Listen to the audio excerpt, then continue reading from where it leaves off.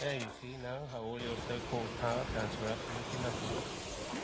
How your entire empire of destruction comes crashing down, all because of one little cherry. One little. What a lovely ballet. It seems so full of colour.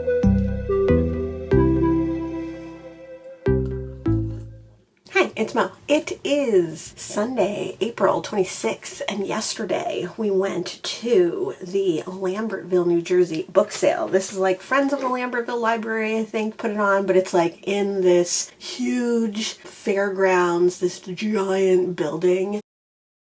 They have so many books. It's one of the largest, maybe the largest book sale that we've gone to. We went the first time last year and it was really good, and so I wanted to go in again this time. It is so big that it's like overwhelming, and there's so many people, even though we go on the later side. It's kind of hard to see everything, so I have the last two times left with the feeling that I probably missed some stuff. And I think next year I'm going to go on Sunday, which is their day that they do half price. So all the books at this sale are $2 except for trade paperbacks, which are 50 cents. But nothing is over $2. So it's not the least expensive sale I go to, but not the most expensive sale that I've gone to. But on Sunday, all the books are half price. They're all $1. Even though I found between 45 and 50 books at this sale this year, I think I could do with finding less and paying less next year, and also to see like what's left over, because it's obviously very picked over. They have a Friends payday the first day, and then they have an early bird special payday for like people with scanners, and then they open to the public at 10 o'clock on Saturday. We got there at 1:30, and it was pretty picked over already. I mean, that's not to say I didn't find a lot of good stuff. I feel like even when book sales are picked over, you can still find a lot of good stuff. And then we went to Nomad Pizza in Lambertville. It was actually Shadfest, which is a local festival in Lambertville. It's all about shad roe and fishing, I guess, because they're on the Delaware. And so I thought it was going to be really bananas in town, but it wasn't. We got right in, had dinner at Nomad Pizza, which is kind of a popular pizza place, and then we came home. And then I logged all my books, and then I went to bed like almost immediately afterwards. So I want to talk about some of the books that we got, but I also want to talk about the book that I've finished so far this week, which was The Wild Party. This is the Lost Classic by Joseph Moncure March, and this is an illustrated version with drawings by Jeff Spiegelman. So, I mean, by Art Spiegelman. Who's Jeff? Art Spiegelman is most well known for like Mouse and his work on many comics throughout the years, and this is going to count as my graphic novel for the month. So this is actually one long poem, and it's recently been turned into a play. My friend saw the play and he said it was terrible, and I kept trying to ask him whether it was terrible because the play was poorly produced, whether the poem was a bad poem, or the subject matter was not fun, and he never told me. Now that I've read it, I want to talk to him more about it. But The Wild Party is about Queenie, who is a nefarious woman who chooses to go with men who are not the nicest, and she's taken up with one particular man. They're both on the vaudeville stage that is not nice to her. They have a big fight, and then they decide to throw a party. She decides to use a gentleman who comes to the party to get back at her current lover. That's like the majority of what this poem is about. The first couple of chapters are about their relationship. The majority of the book is about the actual party. And we meet like various characters at the party. We meet a woman who brings her like 14-year-old sister to the party, which obviously that doesn't end well. We meet some queer people. There's lesbians and queer men at the party as well, which I think is probably part of the reason that I thought this was interesting, or was interesting enough to pick up at least. But I really didn't like this. I didn't like the verse. I didn't like the way the poem was constructed. I didn't like the kind of stretches in rhyme that needed to happen. I didn't like the cadence of the poem. It took me a while to get into. You could definitely read this all in one day, but it took me quite a few days to read. I'm not the hugest Art Spiegelman fan as far as illustration. The poem was originally published in 1928, which does explain some of the language that's used. And the themes are very modern in a lot of ways, very current, like abusive relationships, sexual assault, queerness, obviously. So like it is interesting as like kind of a time capsule, and I do wonder if I'd read it without the illustrations, if I would have liked it more maybe, because it wouldn't have felt quite so drawn out. But yeah, I really didn't like this. I'm not having a great reading month, honestly. It'll be interesting to do my full April wrap up and talk about the like 5 books that I haven't really liked. Yeah, so anyway, Interesting is like a time capsule. I'm not sorry that I read it, but I didn't really like it. The illustrations are fine. Some of them I enjoyed, some of them I didn't. Like I said, I'm not the hugest fan of this artist, but I also was interested to see how he was going to illustrate a poem, which I did think was interesting. So this is the only book that I've read so far this week. It is the end of April. I said it's April 26th. I'm going to keep this week going until probably like Thursday or Friday, maybe Saturday, depending on what we do. And then by that time it's going to be May and the first week in May. So I have decided that I want to do Mini May because I feel like in April I read a lot of big books. I read 4, 5, 6 books that were over 300 pages and 2 or 3 of those were over 400 pages. So I want to read some short books. And I want to read, like I think I'm only going to have read like maybe 12 books for the whole month in April, which is a lot, which is plenty. Less than I have been reading so far this year. So I decided that I want to read short books. There are quite a few books on my TBR that are very short. I think I'm going to try and get through as many as I can this year. But it is also Horror Mayhem in May. So I think I want to do Mini May and Horror Mayhem. Try to read as many short horror books off of my TBR and short books off of my TBR as I can in the month of May. So if you would like to join me to read short books in May, that would be awesome. I'm already going to read A High Wind in Jamaica, which I talked about in my NYRB book video. And then here are some of the books that I got, some of the short books that I got at the Lambertville Book Sale. I've been wanting to read Daphne du Maurier. I have a couple of Daphne du Maurier books. I picked up Frenchman's Creek. I heard this is her like second best after Rebecca. But I also have a collection of short stories by her, which you can also see in my NYRB book video. So I think I'm going to either read this or read short stories, because I think reading short stories for Mini May is a good idea, and I think reading horror short stories is a really good idea for Mini May. Oh, this is so pretty. Frenchman's Creek is not the shortest book ever. It is 235, 40 pages, but I think I could get this on audio easily, and I think it would go very quickly. Then I actually started already today. Went to the sale yesterday, started this one today. Everyone This Christmas Has a Secret by Benjamin Stevenson. This is the short novella Christmas book. I know his newest book is coming out later this year, and that one is, I don't know, Everybody in This Bank. It's like a bank heist something or other, but I read basically one book of his a year, and I really like his Ernest Cunningham series. So last year I read Everyone on This Train is a Suspect. This year I'll read this one. Like I said, I already started it because I was kind of in the mood for it, especially after reading Every Time I Go on Vacation Someone Dies, which is just like a clear ripoff of this book. I wanted to read, or of this series, I wanted to read a Benjamin Stevenson. This is mystery. This is mystery. Don't exactly count as horror mayhem, but you know, kind of go along with the theme. Open Throat by Henry Hoke is about a mountain lion and told from the mountain lion's perspective, so it's told in these kind of really short passages and thoughts, and I've been wanting to read this one for a long time, but I didn't want to read it on audio, so I'm super glad to have found it. Excited about that one.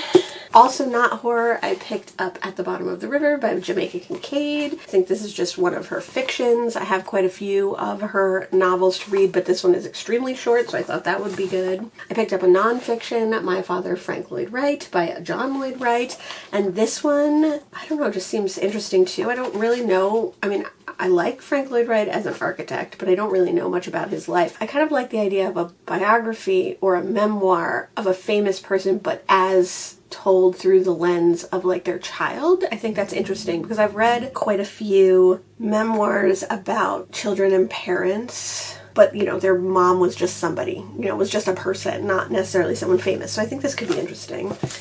Then it's more cli-fi than horror, but Whalefall by Elizabeth O'Connor. I was very pleased to also pick up another short book.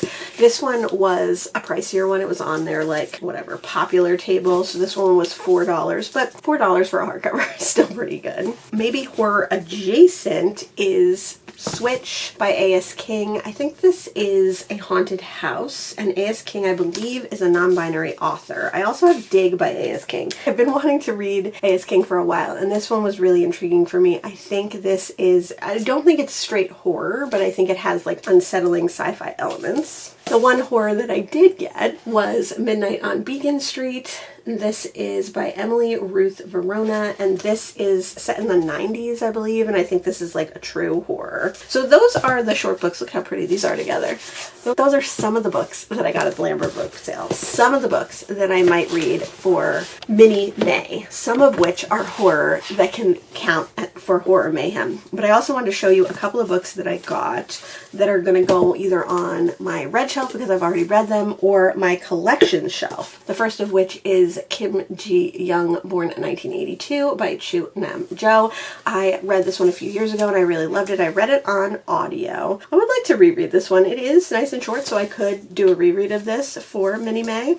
And then I got Why Didn't They Ask Evans by Agatha Christie to go in my Agatha Christie collection. This is the only Agatha Christie I saw, believe it or not. I also got The Casebook of Sherlock Holmes by Arthur Conan Doyle. I've been picking up vintage copies of Arthur Conan Doyle. I had never really done that before, but I keep seeing them and they have great covers, vintage covers. And then I got these two editions, More Tales of the City and Further Tales of the City by Amistad Maupin, which you know I love Amistad Maupin.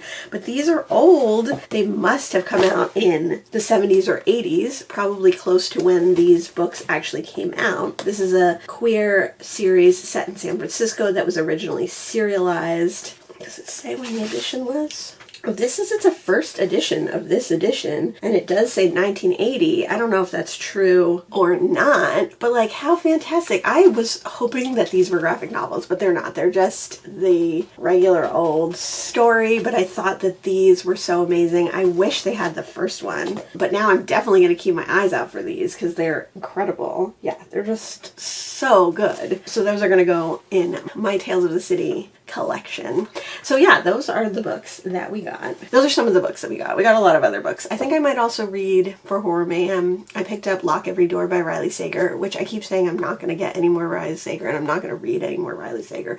But I was thinking the other day how Lock Every Door is probably the only one that I do want to read out of his backlist that I haven't read yet. And then it was there. And then it was there at the book sale. So I picked it up. Let me know if you want to join in with Horror Mayhem or if you want to join in with Mini May. I have so many minis. Maybe I'll do a little mini video just to show you all the books that I have. And what else are we going to get up to this weekend? We have to go shopping. We have to get cat food. We're going to go to the Dachshund Walk, which is a walk for Dachshund in Asbury Park. So I'm very excited about that. My husband's taking the car for a oil change this week. I think that's really all I have planned. So we will see what we get up to.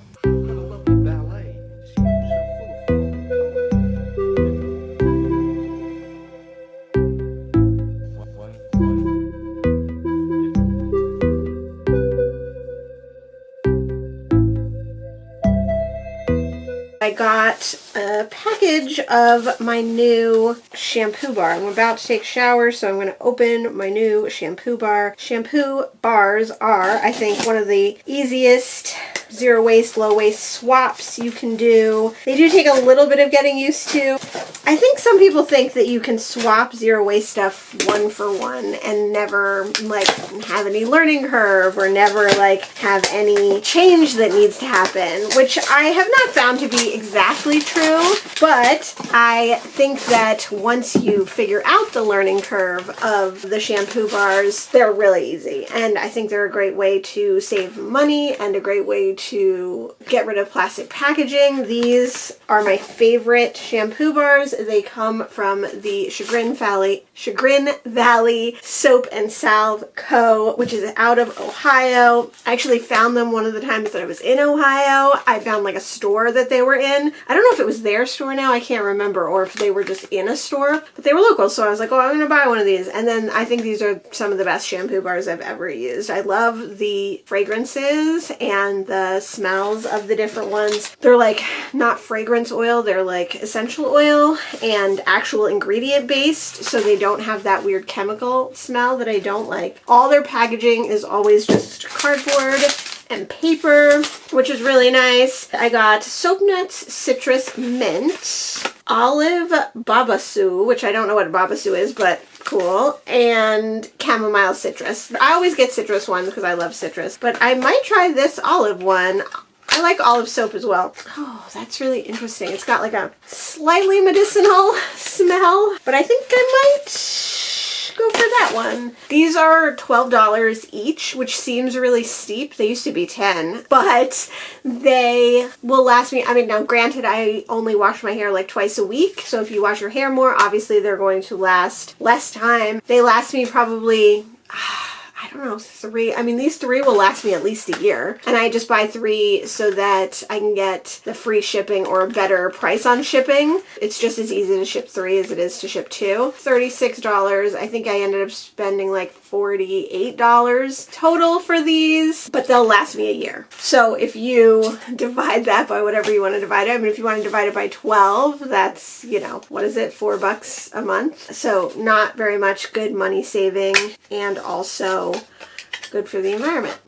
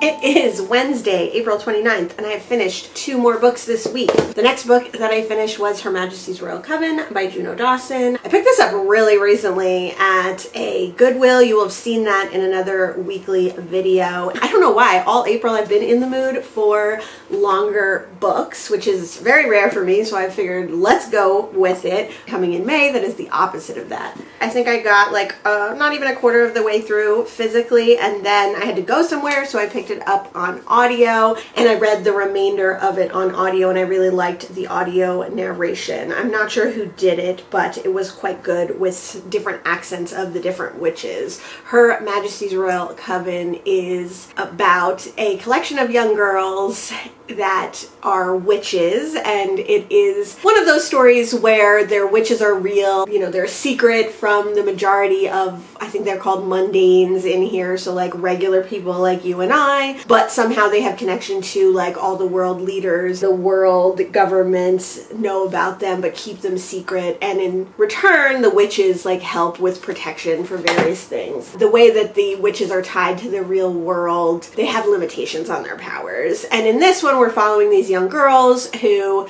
20 years ago or whatever made their first pledges to be witches. Now we're following them later after there's been like a great war, after the pandemic, after they've lost friends, lost family, and there is another threat coming. All the friends have gone different directions. One of them is now the head of Her Majesty's Royal Coven. One of them left this coven and went to form another coven that's mostly consisting of like BIPOC people. Several of the girls have like left the coven for various reasons. One of them never wanted to be part of it, never wanted to be a witch, and one of them suffered too much loss in the war and decided to bow out and not be in a larger witch group, in a larger coven, right? But now there's this new threat, and this new threat is bringing them all together again. And I think that's basically all you need to know about it. That's more than I knew about it when I went into this. All I knew was that it had queer characters. Juno Dawson is a trans author, so I assumed there would be some trans representation, which there was, which is awesome. There were witches. Like, that's literally all I knew. Queer witches.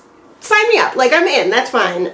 Sounds good. Sounds interesting. I've never read any Juno Dawson before, so I didn't know what to expect from her writing style, and I really enjoyed it. I didn't love that the book is told from the various girls' perspectives. So we do have chapter headings, chapter numbers, and then Neve is one of the girls, Helena is one of the girls. On the audiobook, it's a little clunky because it says like to, the name of the chapter, and the name of the person. There's a lot of chapter names. Like, why do we need numbers and names of chapters? I honestly don't even really read chapter names that often. I'll usually skip them and just read the actual chapter without even realizing what the name is. I do that with poetry too, which is probably not the best. I skip the name of the poem a lot of times and I have to go back and look at it. It's not one for one. Like, sometimes there's multiple chapters of one character, which I like more than when it's just like one character, one character, one character, one character. Like, I definitely don't like that. So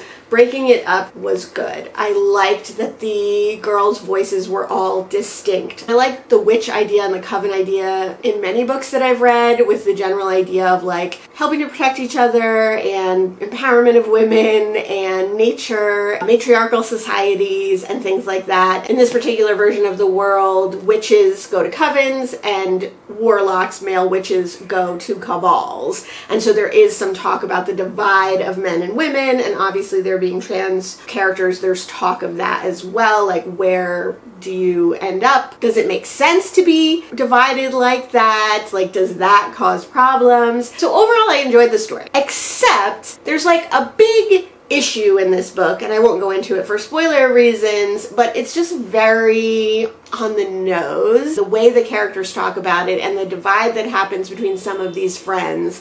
Like, over the top, in your face, obvious. There's not a lot of nuance to it. It's like very much like, this is representing this is representing this, and it's not even representing. This is this is this. It's not talked about in like a very subtle way. It's talked about in a very obvious way, and I think that's good for people who don't think about those things and think about those questions and think about those divides. But obviously for people who do think about those divides, and for like queer people who live those divides sometimes, it was just very in your face, and it got to be like kind of boring, and it got to be a little bit, I've been bored by books a little bit recently, which is a shame, but it hit too close to home too. Like, it's too much our current day and the current conversations that we're having, especially in the US, with some people needing the really obvious thing because they don't understand it, and the other people being like tired, exhausted, exasperated with the discussion,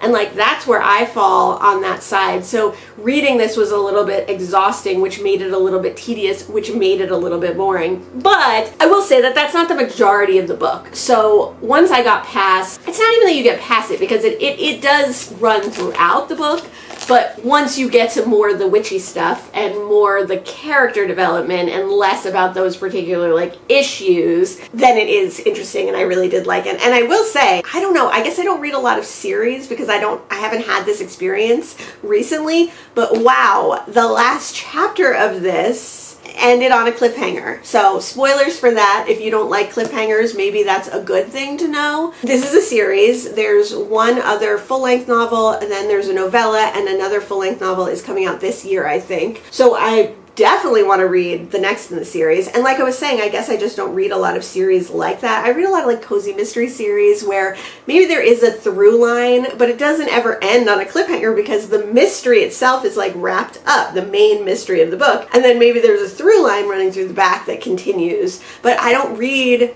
fantasy series that do this. I don't read series in general that do this. And I was absolutely blown away. And I think I'm actually going to listen to the last chapter again before I return the book. Yeah, I was like, wow, I need to get my hands on the next one ASAP. And I definitely want to read the novella, which is like a prequel novella as well. So I really enjoyed this one. If you're into witchy things, if you like British culture, this is very British, Irish, Welsh, Scottish, and British. I know those aren't all British islands. I understand. I'm just saying, like, that whole area of the world. If you like that whole area of the world, I think this is a fun one. And I just think it was fun in general. I really love the colors on the cover. And I'm excited to have read my first Juno Dawson, and this definitely counts towards Trans Girl April, both in subject matter and the author is trans. So that's exciting. The next book that I finished this week is Everyone This Christmas Has a Secret by Benjamin Stevenson. This is called a festive mystery, and this is a novella in a mystery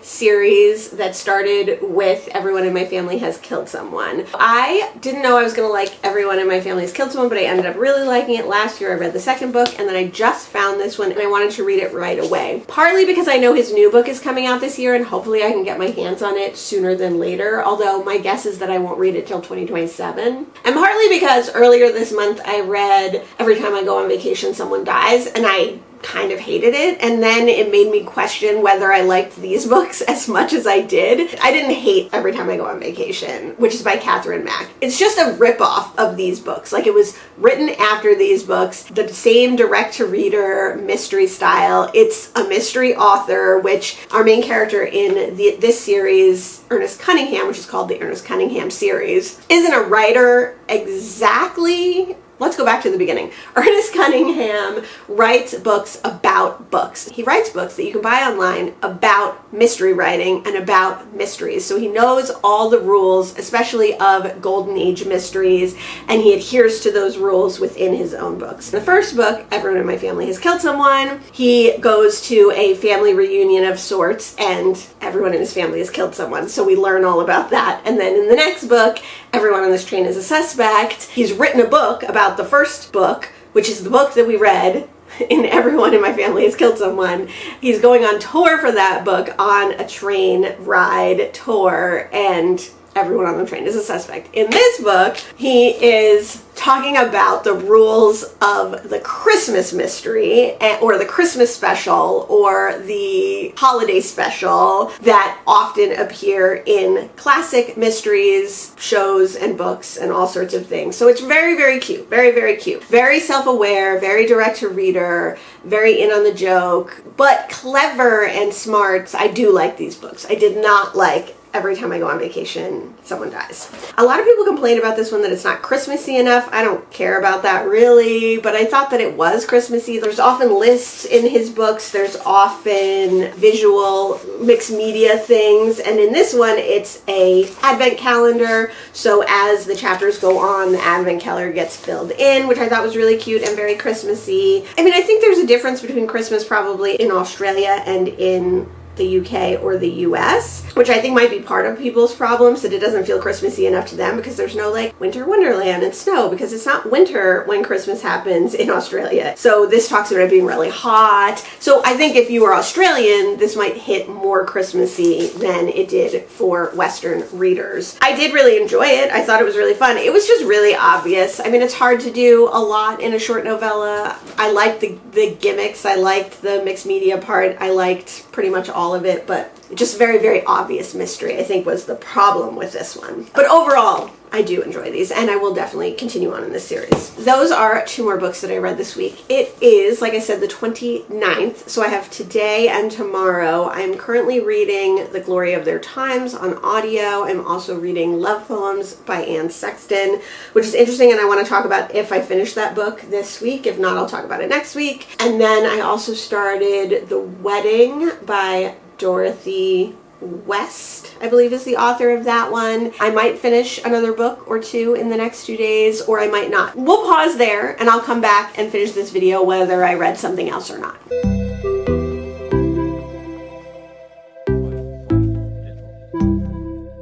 He was in the nip! I knew it! I knew it! I knew he was gonna get in that nip. We should get some nip today then.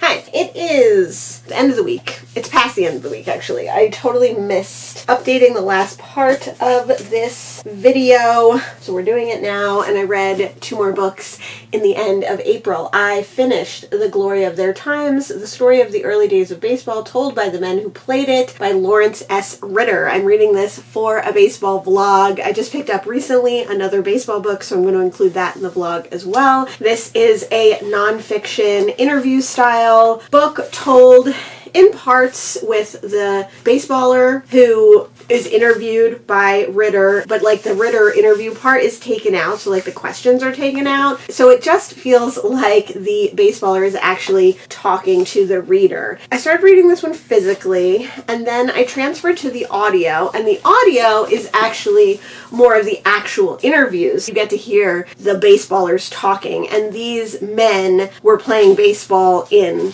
the glory of their times in the early days of baseball, so really starting in the late 1800s, some of them, and going into the early and mid 1900s. This book was originally published in 1966, and then this edition was published in 1984, and I think it has more photos and a little bit more story to it. I don't know if he interviewed some extra people. It was unclear from the audiobook if it had everything that this edition had in it, but I think this is the kind of book that I can dip in and out of. I'm glad to have read it the way that I did, but I feel like I'll want to come back to some of these men's stories, and I'll want to leaf through this, and I'll want to, as I learn more about baseball and as I learn more about baseball players, come back and listen to them talk about some of the other baseball players. So I'm super happy to have read it. It's a great book. Like, if you love baseball, this is a great book to read, definitely. You'll see a whole vlog with more of my thoughts coming out when I read another baseball book this year. The last book that I finished in April, and the last book I'm going to talk about in this vlog, was a short story. So this month, I read a lot of books that I didn't really like,